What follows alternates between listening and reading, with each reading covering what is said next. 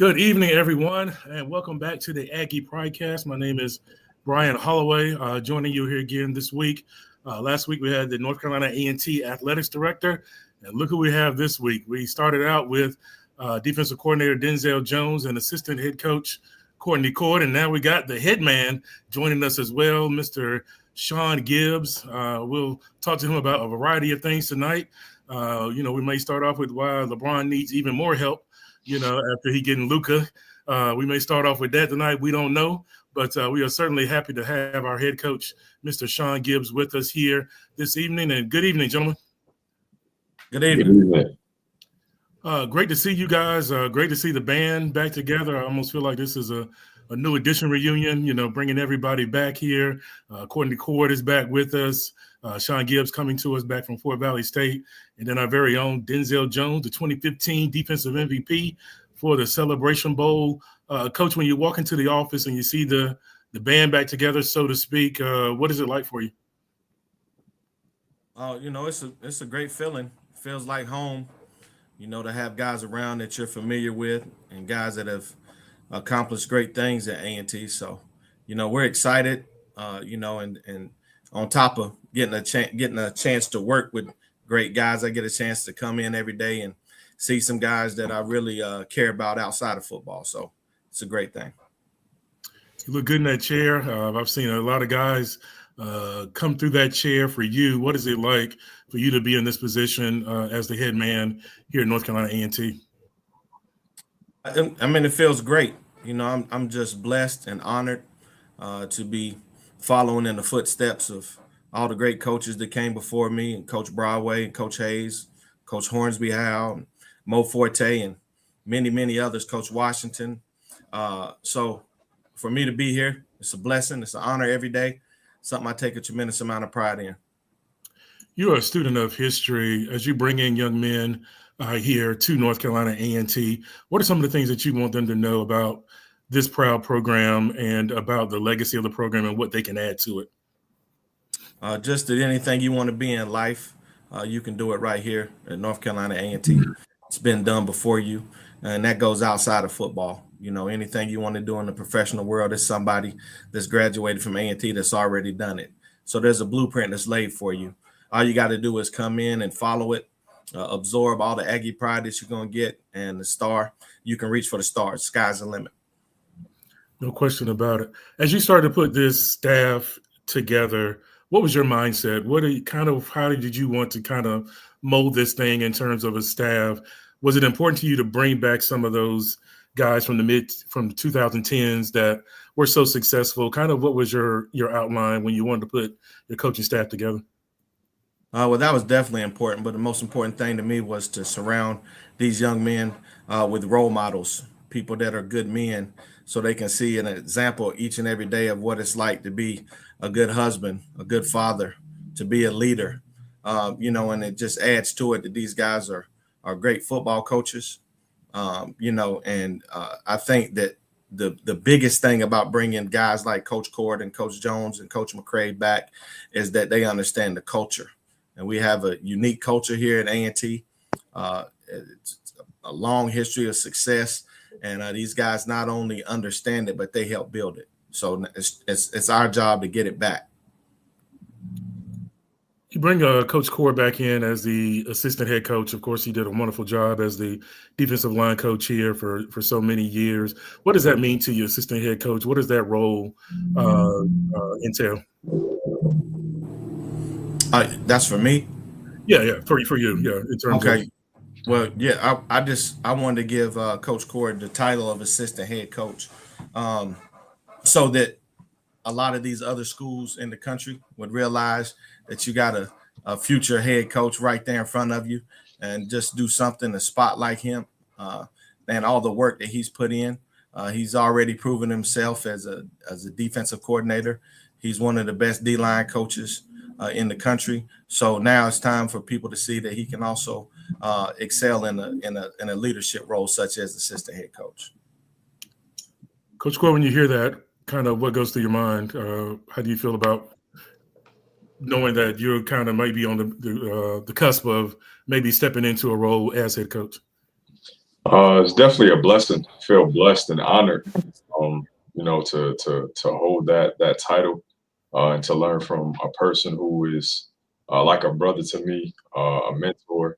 I definitely feel blessed and honored to be back and to have the title of assistant head coach and to be put in a position to shine bright and sit in the same chair as him.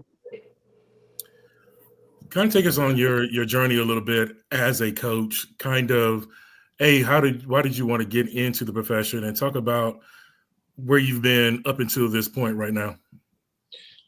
Well, honestly, I didn't have a dream of being a coach. It just kind of happened. At the moment, me and my mom were going through a tough time in life. We were without a place to stay.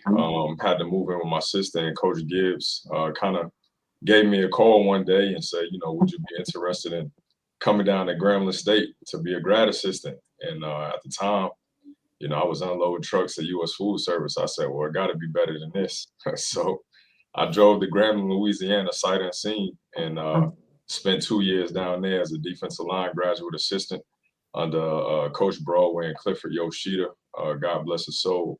And then Coach Broadway got the job here in 2011. And I'll never forget, I had to drive Coach Broadway to Durham to pick up his Forerunner that he still owns today. And I said, Courtney, I'm going to make you my D-line coach. I'll be there to help you. I'm going to pay you $24,000. And I thought I just won a lottery.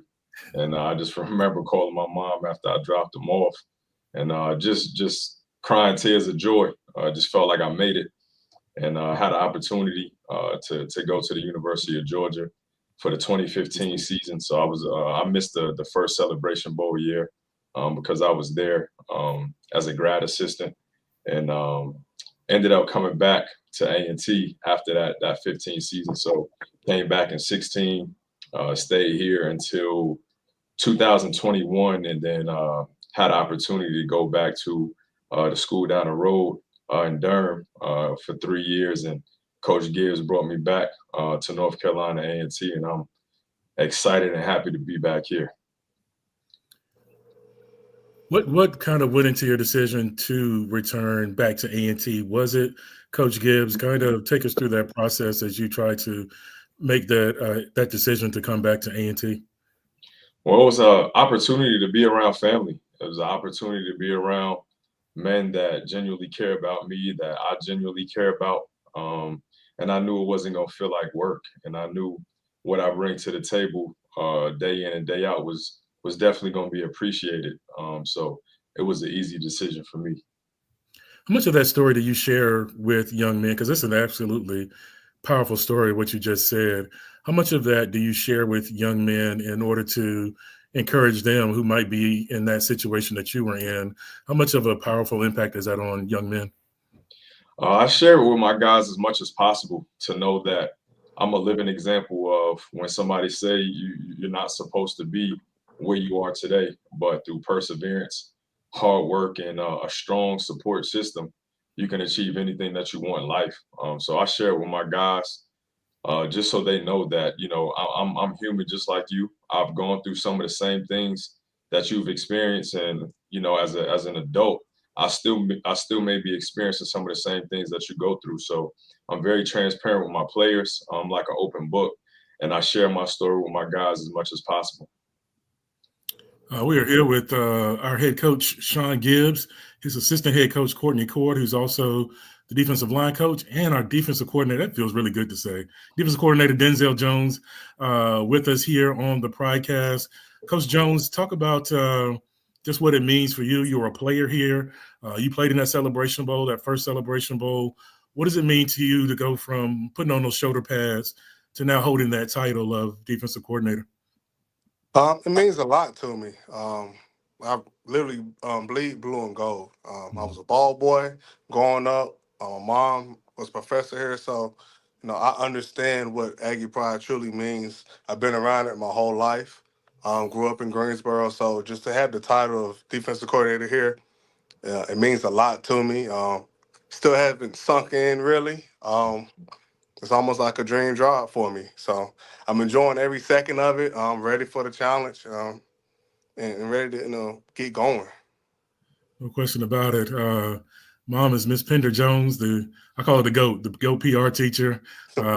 She was tough, man. She was tough, but good. She was good, and certainly shout out to her and all the things that she's done for the JOMC program here in North Carolina A&T. For all of you guys, all of you were here during the height of our success. When you look at it defensively, when you go down the list from 2011 all the way down the line, number one defense, number one defense, number one defense, in terms of not only just in the MEAC, but also just nationally, number one or number two every year. I guess we'll start with you, Coach Gibbs. What does it take to kind of get back to that stature of, A&T being one of the baddest defenses in the land? Well, I think it starts with the mentality and the approach that we had. The reason we got there is because these guys came to work each and every day trying to be the best. And then there was a standard that was set, and the standard was never compromised. So we've always played good defense at A&T, Blue Death defense. And it's going to start with the coaching. We got to bring the right mentality. We got to put them in positions to be successful. And then from there, they got to take ownership of it, and they got to understand that they're standing on the shoulders of giants and all the great defensive players and defensive units that have come before them, and they got to live up to it. I mean, that's one thing that we're going to do. We're going to play good defense. We're going to hit people in the mouth. We're going to run to the football. We're going to create turnovers. That's how you establish a winning culture is by playing good defense. And I know that we have a defensive staff that can get that job done because they have an extremely high standard. All of them have been a part of championship defenses, and we expect that to continue. Coach Jones, you were part of some of those defenses. What were some of the things that were instilled in you that you feel like you can instill in some of these players in order to kind of get back to that standard?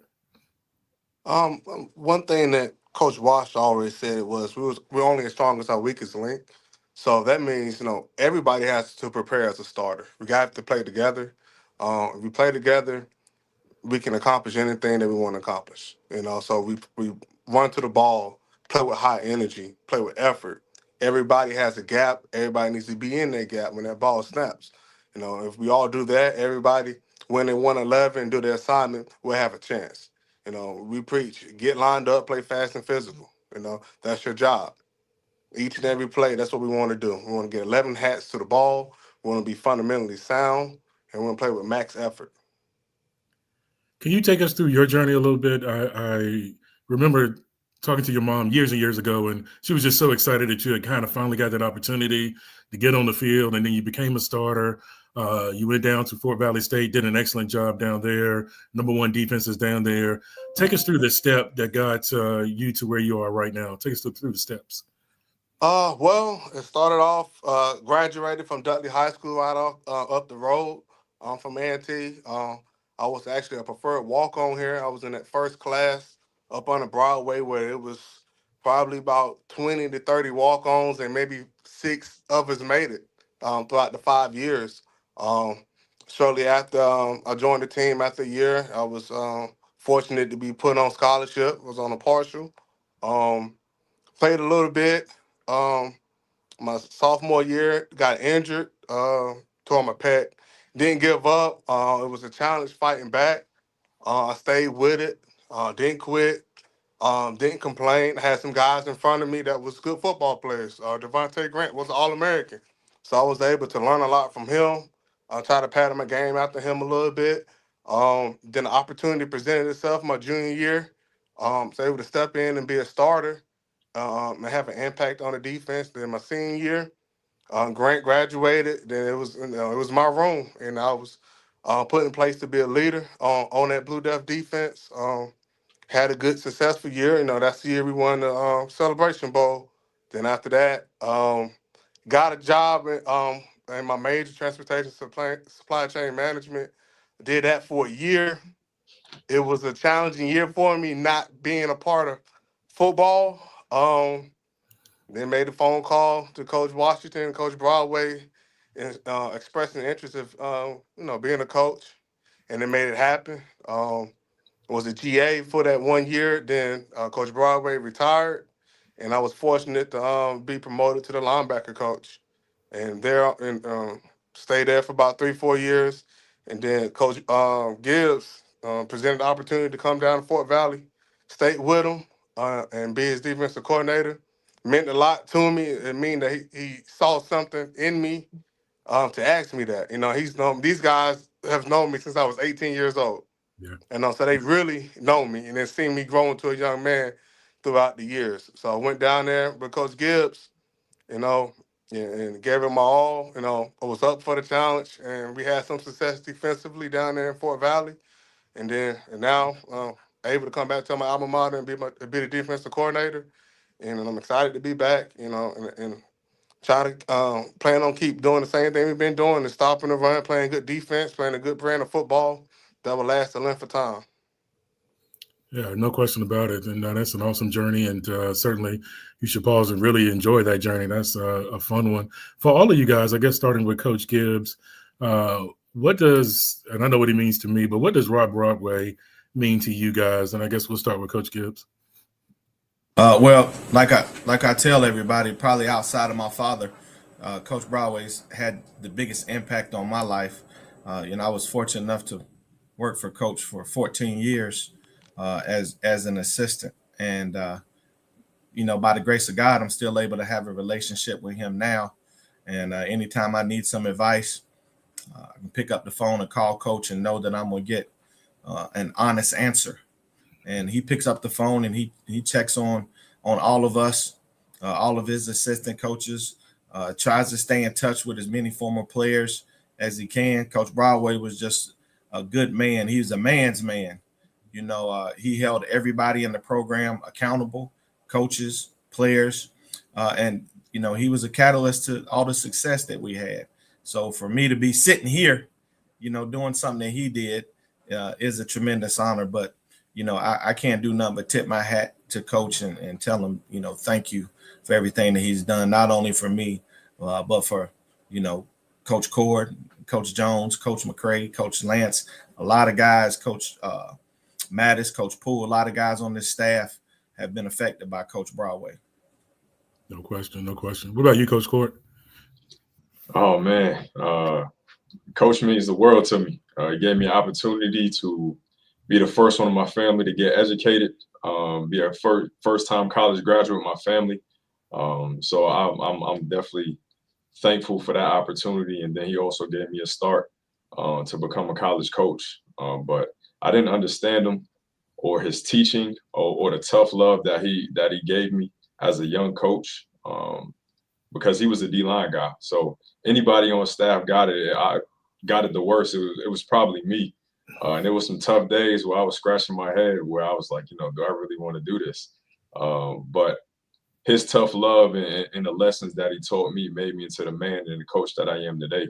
And I told him once he retired, I didn't appreciate him or didn't understand it until, he was no longer coaching. But I'm so grateful. I'm so thankful to have a man like that in my life to help mold me into the person that I am today. And, I just appreciate him for all of the opportunities that he has given me to be sitting in the position that I am today.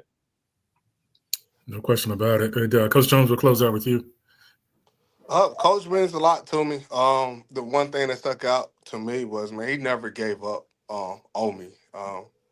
It was a time when I was down and out after my surgery.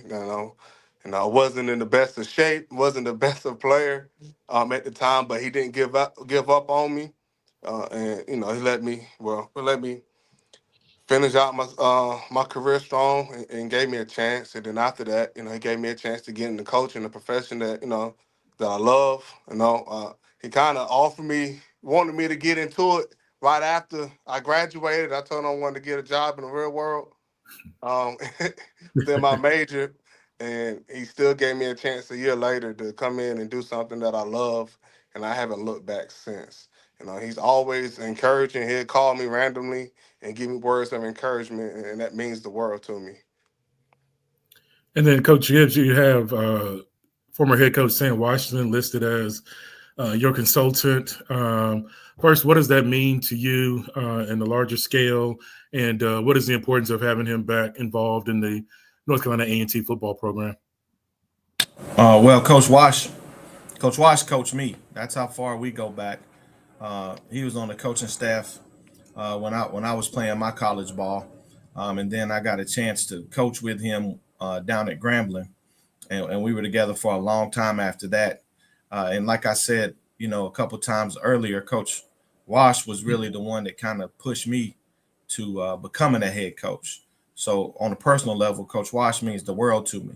On a professional level, I think that we have a chance to have one of the brightest defensive minds in the country helping us, looking at what we do, making sure that we're sound, giving us a different perspective on what we're doing. So to have a set of eyes around like Coach Wash is invaluable to the growth of Coach Jones, our defense, and our entire defensive staff. No question about it. We're here with our head coach, Sean Gibbs, our assistant head coach, Courtney Cord, also the defensive line coach, and our defense coordinator, Denzel Jones, who will also be coaching linebackers. Amos Fawcett has joined us here. Interesting question. Wondering if do you feel like you have the makeup of a team right now that can make the playoffs? And if not, where do you see yourself in the process of building out this program? A lot of talk about playing in the CAA, one of the better Division I FCS conferences in the country. So where do you see the program as you guys enter into signing day, spring ball, and eventually August 30th against Tennessee State? Well, I'm not one of those guys that's going to sit up here and lie and blow smoke. I don't know. I mean, we haven't had a chance to even practice with these guys. So we got a spring to go through and a fall to go through. And we got a lot of building to do for me to be able to say what type of team we're going to be. What I can tell you right now is we're working hard each and every day to build the culture that we need. And if we can get the culture right, then the team will take care of itself. But, like I said, I don't know what we can do. I don't know what we're capable of. I got to see these guys go through spring ball. I mean, I can tell you from, watching tape that I don't think they were as bad as the record from a talent perspective. There were some things from a schematic standpoint and in some cases, and an effort standpoint in some cases, a discipline standpoint. So there was a lot of things that they could have done different and should have done different. But the talent is not terrible. We definitely have to get better. But I'll be able to answer that question after we have a spring ball, after we have a fall camp, and as we get closer to the season, then I'll know what type of team we're going to have. If I was to give you an answer right now, it would be a lie because I honestly don't know. Well, it's good not to be lied to. That's always a great start. So the very truthful head coach, Sean Gibbs, we're later on we'll ask him who's the best player of all time and see if he's still as truthful with that answer as he was with about the shape of the team. Somebody mentioned Tariq Cohen in the chat, and he's listed as Director of Player Development. What does it mean to have a All-Pro involved in the program? And certainly an absolute legend at North Carolina A&T. The name is synonymous with A&T. So what does it mean to have him involved in the program? Well, the main thing about Tariq being involved in the program is the same thing that it was when he was a player. It's his energy. Like the energy that he brings every time he walks out to a practice or walks into a building is contagious. So from an energy standpoint, he's going to bring a lot to the table. But I think it's tremendous for these guys to be able to look at somebody who is, arguably the best player in school history, definitely without a doubt, top 5 players in school history, and somebody that is not supposed to be where he's at.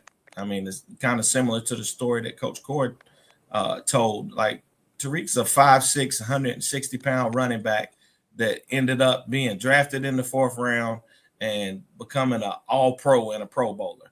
That's not supposed to happen. So for you to look at somebody that's done something that people said wasn't possible and a lot of people didn't think, and you get to talk to him every day and ask him about his journey, it gives our guys belief that they can make it, because that's something else that we're not going to shy away from. We want to put guys in the NFL. We want to get guys going back to the NFL from A&T. And, you know, Tariq is an example of what's possible here, as well as Coach McCray. And hopefully we can get all the other pros to come back and be involved in the program, Brandon Parker and Daryl Johnson and Matt McCain. And, you know, and even the guys before that. I talked to Curtis DeLoach earlier in the week, and I told him I definitely want him to come back and talk to the guys, because that's the guy that was a walk-on. So Tariq brings belief. You know, guys can believe that they can do things, and I think they believe that we can get back to that point. You mentioned that, you know, you kind of seen us on tape a little bit from the past few years. I'm wondering, I'm curious, we got the two defensive guys here, and certainly you have an offensive background. I guess starting with you, what are your first impressions of watching CAA teams on film and kind of the vibe that they bring to the table in terms of some of the opponents that you'll have to face in the fall? They're good. You know, they're well coached. They're disciplined teams. They got some big boys up front, but they're not unbeatable. We definitely ain't scared of them, and we look forward to the challenge. But it's a better league from top to bottom than the MEAC, no doubt about it. It's some really good programs in there, some nationally relevant programs. But if we play our brand of football, I think we've shown in the past that we can play with anybody. Oh, go ahead. I want to hear from the defensive guys before I move on. Your impressions of, I guess, you guys from the offensive standpoint. What are you looking at on film? The first impression for me was like the football. Pretty big line. They try to bully up front. They're gonna do what they do. They're not gonna change things up on a weekly basis. They're gonna line up, try to run the football, bully you, and establish the run. But that's what we want. You know, we don't mind getting dirty and being physical, and we're gonna stop the run week in and week out and have enough numbers in the box to do so. You know, so as the offense, you know, we up for the challenge each and every week to see the different variety of offenses that they do, but mainly they want to run the ball. Coach Court. Yeah, I agree with Coach Gibbs and Coach Jones. You know, the teams in the CAA well coached. They don't do anything to beat themselves. And from top to bottom, the league is a good league. I think they try to establish the line of scrimmage, and they're gonna line up and do what they do. They can hang their hat on whatever they're good at, and you know, you can know what to expect week in and week out. But just like Coach Gibbs said, you know, our job is to come in and make A&T relevant and make people respect the brand. And you know, we're not gonna shy away from anybody. So we play our brand of football. You know, guys gonna have to respect us in this league, and not just the league, but nationally, they're gonna have to respect the brand of A&T football. And let me add that as a coaching staff, we're going to coach with a chip on our shoulder, and as a football team, we're going to play with a chip on our shoulder, because you know, a lot of people, and I've heard this not just from CAA people, but you know, some of our own don't seem to believe that you know, we're capable of coaching against these guys. So you know, we're out to prove that if you can coach football, you can coach football anywhere in any conference. A good football coach is a good football coach. If you can play the game, you can play anywhere. You know, because I think that Tariq Cohen and Daryl Johnson and guys like Jeremy Taylor, they'd have been pretty daggone good football players in the CAA. So we're gonna go out, and we got some guys on the team who we're going to develop, hopefully into those type of players. But we definitely gonna go out and recruit some guys that can come in here and play with anybody. We ain't gonna back down from nobody. We respect them, but we can already tell that we're not respected. So we like that. That's the way we like it. Absolutely. I would love to see that 2017 team in the CAA with Lamar Raynard and Elijah Bell and some of those guys. I mean, that was an outstanding football team. And so certainly, you know, we can certainly build that in the CAA going forward. You talk about we have Henry Godfrey joining us here, and he was just kind of had a question about signing day. How's that going for you guys, and are you guys excited about some of the talent that you're able to bring in, Coach Gibbs? Yeah, we'll see on Wednesday how it ends up, but we got some guys committed that we like. We can't speak on anybody until they decide and sign that dotted line and become an Aggie. But we feel good about the guys that we recruited, but anybody in the country would tell you the same thing. Everybody feels good about the guys that they recruited. So for us, it's not just about recruiting those guys. The big thing for us is developing those guys. We're not going to get the 4 and 5 stars. That's not what we're going to get at A&T. What we're going to get is a kid that's got to come in and hungry, and we got to develop them in the weight room. We got to develop them in the classroom. We got to develop them on the field, and we feel like we've got some guys that can be developed. There's some good clay to work with. We got some big guys. We got some guys that can run. So we'll see, but it's gonna take the guys on this team currently to get us back to where we need to be. We don't typically like to rely on a lot of freshmen to come in and help us. Some of the transfers are definitely plug and play guys, but it's about making the guys on this team right here better, that are the ones that are returning. We got to make those guys better. How much, if any, does the NIL, the transfer portal, all those things, how much has that changed coaching from the first time you guys were here in the 2010s versus right now? How much of a significant difference is that? It's a big difference. I wouldn't say it's that big of a difference when it comes to coaching for us, but the recruiting aspect of it has totally changed the game, because now we have to have the ability to recruit our own players. When we have a kid, which we're going to have, that has a good season, people are going to come and try to pluck them away from us. So for us to stay competitive and keep guys in our program, we're going to have to step up our game from an NIL perspective and be able to make an attractive offer to our kids and try to keep them in the boat. Because I can tell you, I don't think our kids want to leave, but sometimes you're going to get an offer that you can't refuse.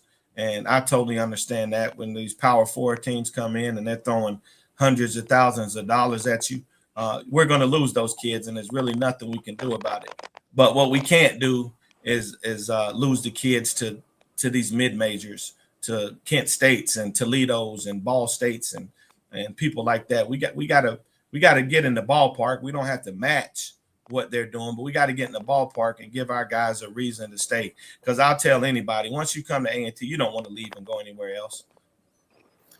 For you, Coach Gibbs, man, Mike Mayhew, Marquell Cartwright, Tootin, Cohen, do you ever sit back and go, boy, I got the opportunity to coach some of the great players in the country? That running back you, what does that mean to you? I know you're the head man now, but that running back you, what does that – the names are just absolutely incredible when you roll them off the tongue. Well, I'm always going to be a running back coach at heart. So, it means the world to me. And, that these guys here that are currently playing running back at A&T, they have to understand the standard that they got to live up to. And goes back way before just the guys I coach. When you talk about Maurice Smith and Bass Knight and Reggie Shuford and Maurice Hicks, and even, back to Robert Stonewall Jackson and J.D. Smith, like the legacy of running backs here, Coach Ragsdale, George Ragsdale, it's crazy. But it does mean a lot to me for me to have had the opportunity to coach Mayhew and Cartwright and Jermaine and Tootin and Tariq, because they're some of the best. Statistically, they're up at the top of it. So it means a lot. And it also means a lot to have those guys that I know are going to come back around, so we can tell this new crop of running backs, you got something to live up to. You got to come out and represent each and every day. And I'll tell you, most of those guys, Cartwright wasn't heavily recruited. Mayhew wasn't heavily recruited. Tariq was not recruited. Jermaine got recruited a little bit. We signed Tootin in June, so he wasn't heavily recruited. And look what those guys went on to do. So it's about developing them and getting those guys currently on the team to buy into the legacy of great running backs. But it's a tremendous honor, and I'll always be a running back coach at heart. Shout out to James White. Don't want to leave you out. First 1,000 James yards. White, for sure. Barry Turner, no question. Barry Turner. Apologize to Jermaine Martin. Certainly he was all-time single-season touchdown leader, so had that great season. So the names just kind of so many names to remember from that running back room. And then Coach Cord, you got a pretty good, Daryl Johnson, Marquise Ragland, some of those guys. Talk about some of those guys you've been able to coach. Oh man, we had a big standard to live up to. We that couple defensive linemen come through North Carolina A&T. Alvin Bethea, NFL Hall of Famer, and just Chris McNeil. Always trying to live up to the standard that those guys set for that room. But it was an honor. Reggie White, yes. How can I forget him? I've coached some guys, and I just try to put them in a position to be successful on the field and off the field. But coaching that room was always fun. Daryl Johnson, Julian McKnight, Justin Cates, Sam Blue, like you said, Marquise Ragland. We've had some guys that Angelo Keys that come in and they work their butts off to develop into the players that they became. And I appreciate they sacrifice and they hard work that they put in to be the guy to be the players that they became. So it was definitely an honor to coach those guys. No question. Shout out to Chris Buchanan, award winner at A&T. That means he was the best defensive player in the country. So no question about that for him. Coach Jones, we talk a lot about chicken. Does chicken work in the CAA in terms of slowing down some of these offenses? Does it all translate if you're just doing the chicken right? Yeah, chicken works in every league. So you got to have the right recipe, and we believe in our recipe. We know we got the best recipe known to mankind, so we just got to stick to doing what we do and keep making chicken. If we do that, we'll be fine. I don't care what conference we in. Chicken is chicken. We're gonna do it well, and we're gonna do it for a long time. We 24/7. No question about it. North Carolina A&T opens the season August 30th, going to Tennessee State. Then they got a heavy CAA schedule ahead of them. What does it mean for you guys to kind of have, that chip on your shoulder? You talked about respect. Certainly, I mean, it's A&T, the facts are 0-16 in the CAA thus far. What does it mean for you guys to just walk into that to this season with that chip on your shoulder? I guess starting with Coach Gibbs. It means a lot because we know the potential that A&T has. We know the type of program that A&T is. So we're just working each and every day to go out and prove that not only does A&T belong in the CAA, but A&T has the potential to win the CAA. And we're going to go in there with a chip on our shoulder each and every day because we know we're not respected by any of those guys.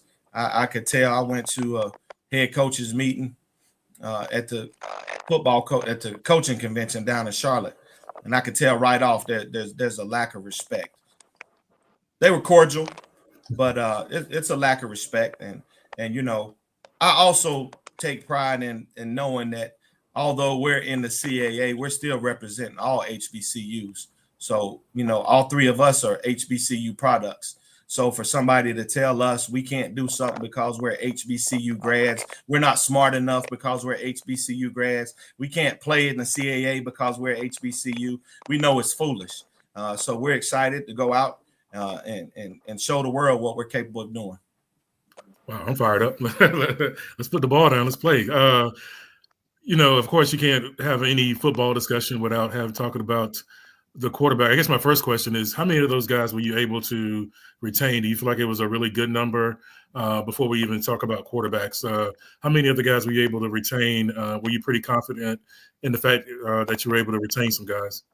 Yeah, we got pretty much everybody coming back, and then we added Austin Hooker to the quarterback room. So, we feel good about it. It's a lot of young talent in there. Well, Kevin's not young anymore.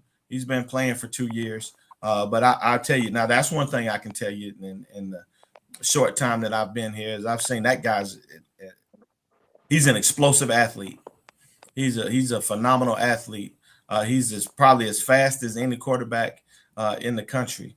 So that quarterback room, it's going to be a lot of competition, and we're looking to bring in some more guys and add them to the fold. But I feel good about the quarterback room, and then being able to bring Hooker back to compete is going to make us even better. But you know, the value that Hooker brings goes beyond X's and O's.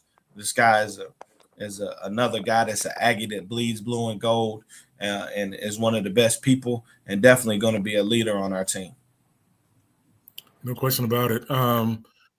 Running back room, you mentioned Maurice Hicks. Of course, his son has played here the last few years. What does that room look like for you?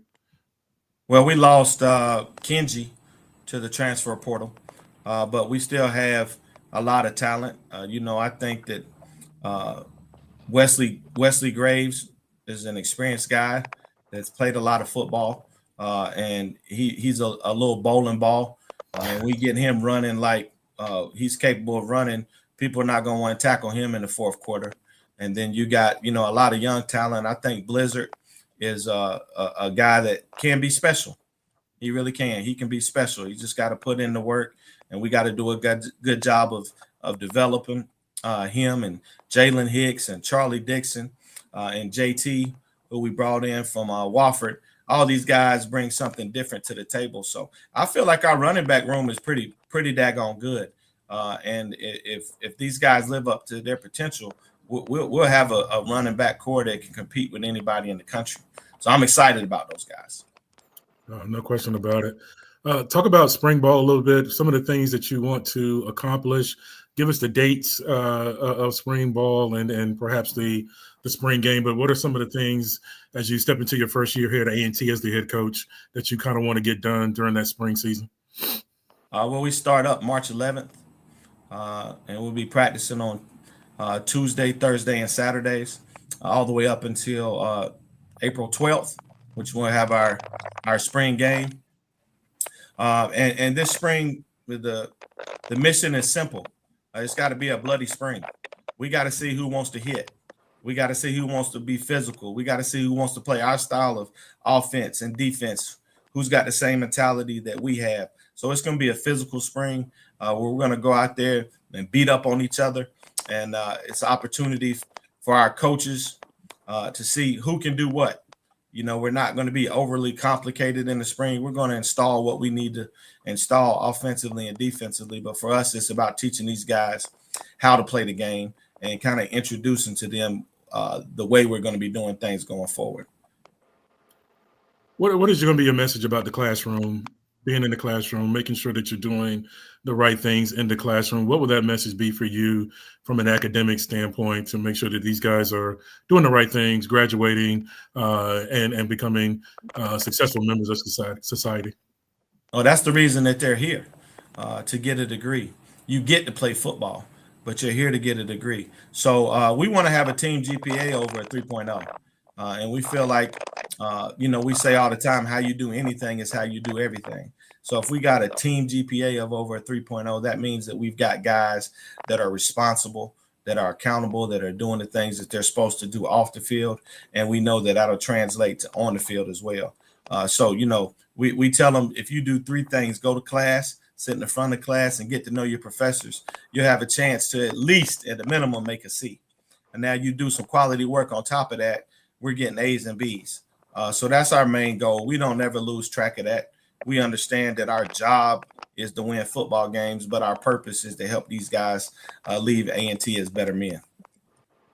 How compelling would it be when a Denzel Jones walks in with all his rings, when a Tariq Cohen walks in with all his rings, when a Tony McRae walks in with all of his rings? How much does that speak volumes to the guys that you have here right now in terms of what they can achieve here at A&T? Well, you know, that's what we're trying to sell.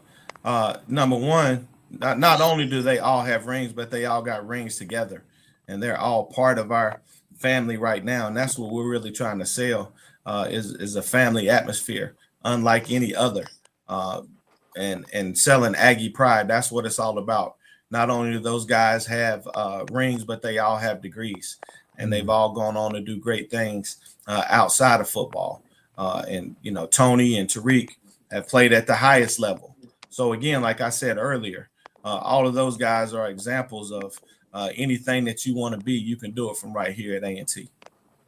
No question about it. We're here with the bars.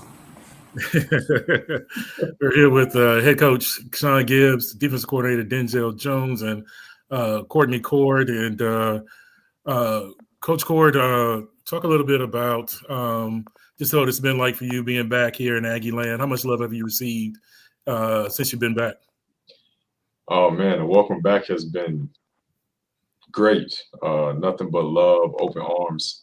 A lot of people saying welcome home, and it feels good to be at a place where you're wanted and not tolerated, and it's been refreshing just being back here, being around a bunch of men that, like I say, appreciate what you bring to the table day in and day out.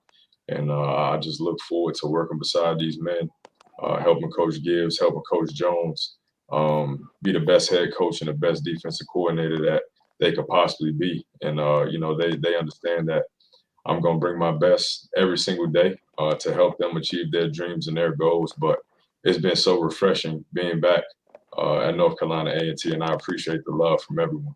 And I forgot to mention Daryl Johnson. I can't forget DJ, another great defensive lineman who I had the pleasure of coaching. For all you guys, describe what it means because you talk about DJ, slim guy when he walked in. I saw him with the Buffalo Bills. He was huge. Brandon Parker, guy who was maybe 240, 250 pounds when he got here, turns into an NFL pro. Of course, everybody knows Tariq Cohen. Talk about what it means to shape men at an HBCU and to see them develop into what they develop into. How rewarding is that for you guys? I guess start with Coach Cord. Well, it kind of goes back to what Coach Gibb has been saying. A lot of people saying we can't coach, but we've developed guys. DJ came in on a partial scholarship, weighing 190 pounds, and he left A&T early and got drafted to the Buffalo Bills. So it's kind of disheartening when people doubt us and our ability to mold young men, not only on the field but off the field, because our work speaks for itself. But we understand the task at hand. We understand what we bring to the table, and we look forward to the challenge of silencing all the doubters and the haters. No question about it. Same question to you, Coach Jones, in terms of the importance of shaping young men at HBCUs.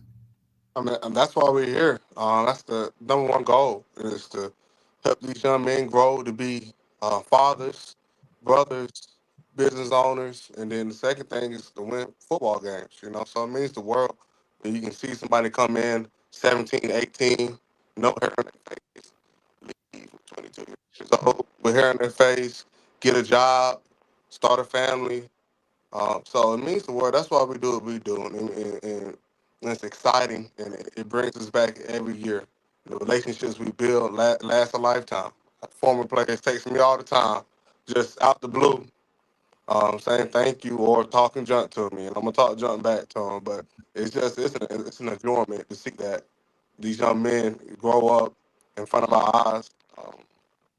Each and every day. I'm a living example of these guys. Coach me, and now I'm up here as a colleague with them. So they've seen me go since I was 18. I'm 31 now. I hope that makes them feel old, but I feel old. But it's exciting, and it's just as good as playing football when you can see some help shape somebody and take them to different heights that they never thought they can go to. No question about it. That North Carolina Central game might be a little fun this year. What do you think? Yeah, I'm looking forward to that one.